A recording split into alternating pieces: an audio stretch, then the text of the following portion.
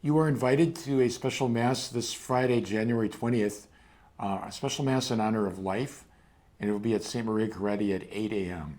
All are welcome to attend the Mass. This year marks the 50th anniversary of the Supreme Court decision Roe v. Wade, which was overturned by the Supreme Court last summer in the Dobbs decision, as we all know.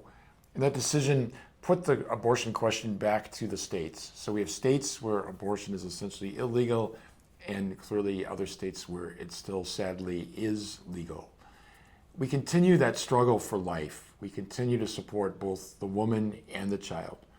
We seek to build a culture that welcomes, respects, nurtures, receives the life of every single person that is conceived, and that person has a right to be born, that is a fundamental human right. And we will continue to strive and to pray and to struggle until that right is universally recognized, and where every person receives the resources they need to be able to welcome the life that is within them into the world. It's also a moment to reflect just on our human dignity, that we as human beings are not accidents. We're not highly evolved animals. We're not simply the fruit of a random collision of forces, that we're human beings made in the image and likeness of God. And as St. Paul reminds us in the first chapter of Ephesians, before God even created the world, he had us in mind. He willed us to be. So think of all the circumstances that had to go exactly right for you to be conceived and born and continue to live. All the things that could have happened that would have pushed it another way, and that you would never have been born. I recently learned from my Uncle Florian that my grandmother, my mother's mother, had tried to talk her into becoming a nun.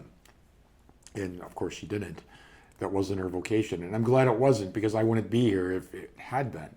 So we think of our life as a mystery, as a gift, as an opportunity, and we live it with joy and with reverence, not only for our life, but for the lives of everyone else, because altogether we are beloved children of God.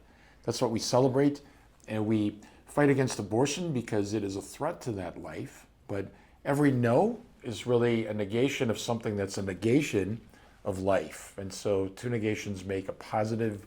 So we are for life, we are for the human person, we are for human flourishing, and we are for all those things that make life beautiful and good in this world.